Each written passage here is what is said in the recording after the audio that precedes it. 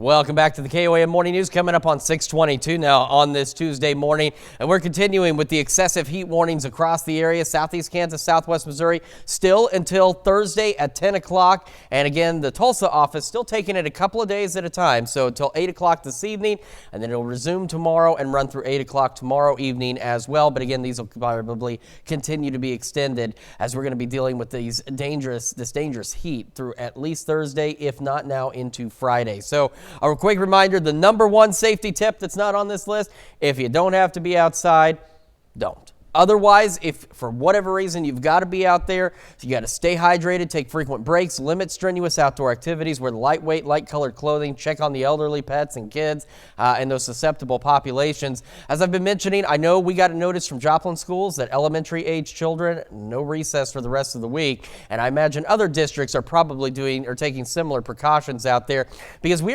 it's just too dangerous. I know the kids don't get it, but we do. We got heat exhaustion likely, heat stroke possible. Not far off from that heat stroke highly likely, with our heat index values once again pushing 120. And like yesterday, thanks to all the moisture, we're starting to see some fog build in. Denser fog in Vernon and Bourbon counties up to the north, where you see visibility down to a half mile in Fort Scott. So if you're traveling 54, 69 in that area, you got to slow down. But we see some patchy fog around the area and varying visibilities across the area as well.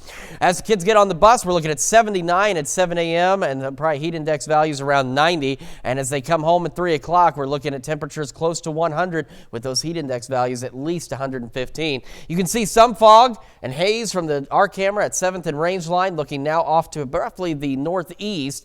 We're sitting at 81 in Joplin, 89 is what it feels like, 78 dew point, 91% humidity. Because remember, if your temperature and dew point are the same, then you have 100% humidity, and this is just kind of an unreal thing where our temperature and dew point are both so high.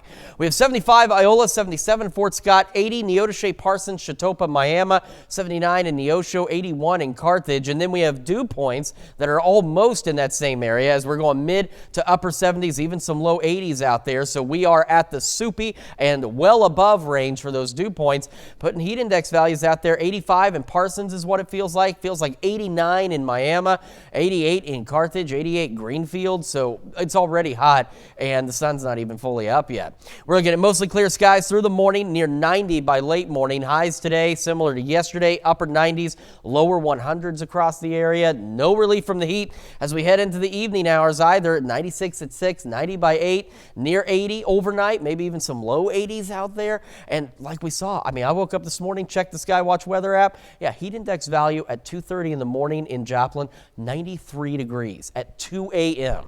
There's no relief from this, not for a while. Triple digits now, at least through Friday. That's why we have those alert days, and we may see excessive heat warnings extended to that point. And then we get to the weekend, and that's when our relief gets here as we see some scattered thunderstorm chances Saturday, Sunday, and Monday, and temperatures fall back into the upper 80s, low 90s, and we'll hold on to upper 80s and low 90s as we head into the next work week. But until then, you've got to be playing it safe out there.